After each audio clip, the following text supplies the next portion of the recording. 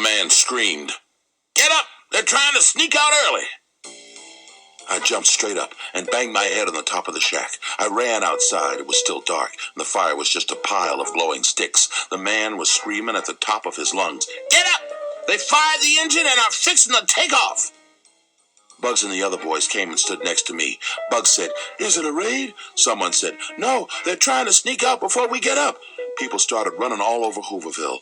Bugs said, "Come on, Bud, get your stuff. We got to get on that train." I folded my blanket up and put it in my suitcase and tied the twine back. I put my jackknife in my pocket, and Bugs and I ran outside.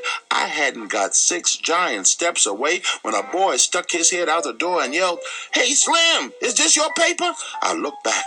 My blue flyer. I forgot to put it back in the suitcase. Bugs said, "Hurry, I'll wait." "I'll catch you. Go ahead."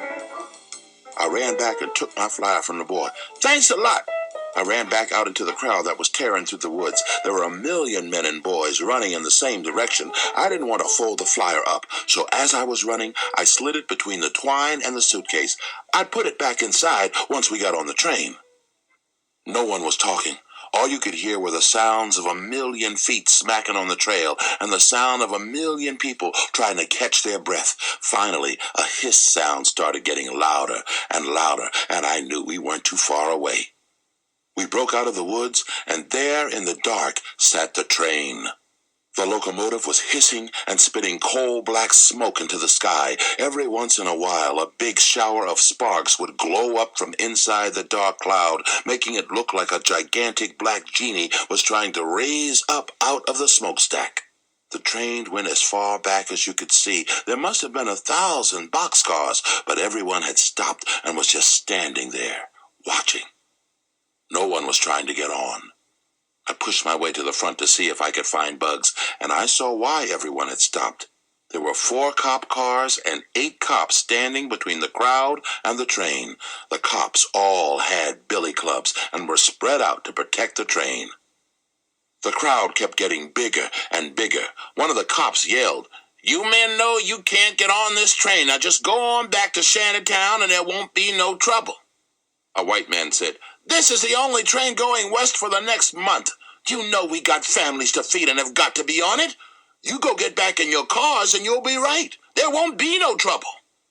The cop said, "I'm warning you, the Flint police are on the way. This here is private property and they have orders to shoot anyone who tries to get on this train." A man next to me said, "I'd rather be shot than sit around and watch my kids go hungry."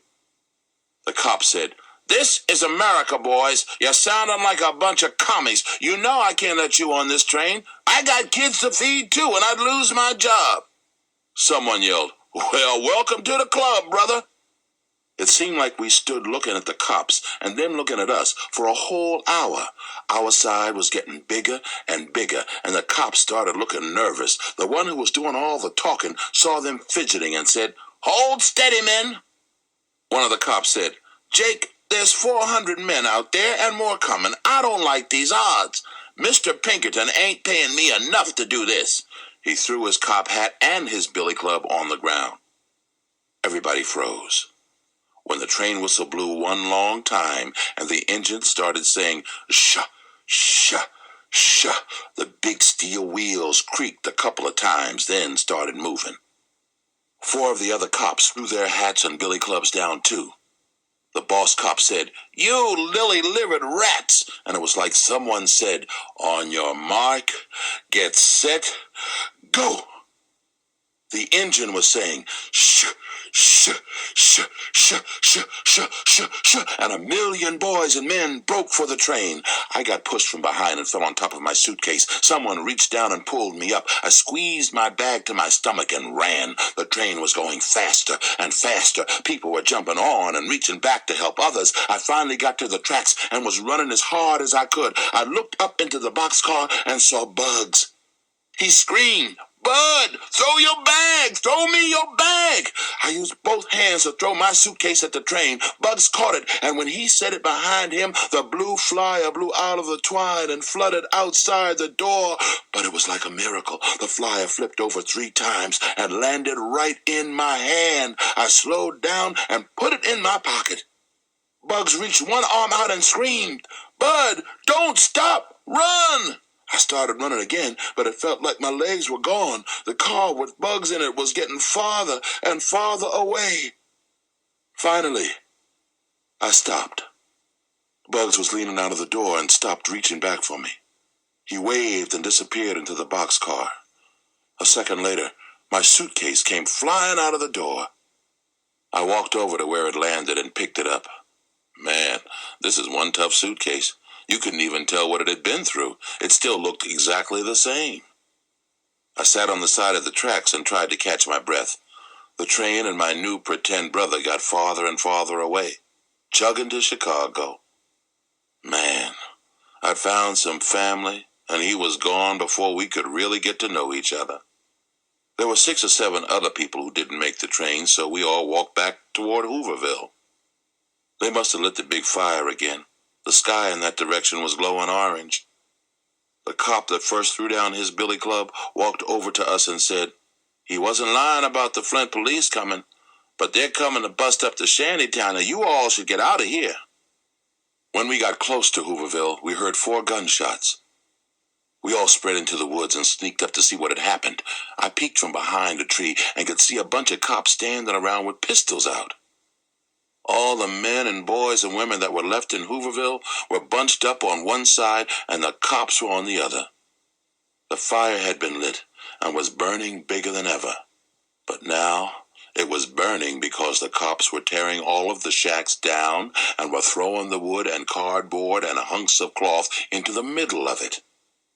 One of the cops dragged the big clothes washing pot over to the side and stuck his pistol down in it and shot 4 more times.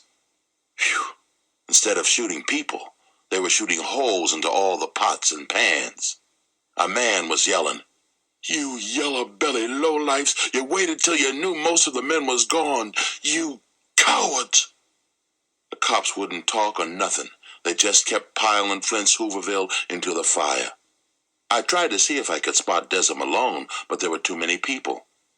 It seemed like the only good thing that came out of going to Hooverville was that I finally kissed a girl. Maybe someone was trying to tell me something. What with me missing the train and the blue flyer floating back to me, maybe Desert Malone was right. Maybe I should stay here in Flint. I walked back farther into the woods and sat down. I pulled the blue flyer out of my pocket and opened my suitcase back up. I smoothed the flyer out and took another good look at it. Maybe it came floating right back to me because this Herman E. Calloway really was my father. Wait a minute. I sat up. The names Caldwell and Calloway are a lot alike.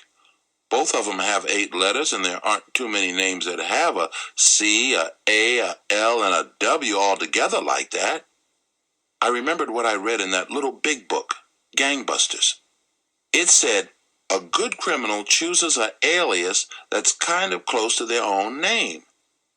Except I couldn't figure out who was a criminal here and why anybody needed an alias. I wanted to stay and look for Deza and her mother, but it was too hard to hear all the people crying and arguing. Besides, I was still on the lam. I started walking. If I hurried, I could get breakfast at the mission.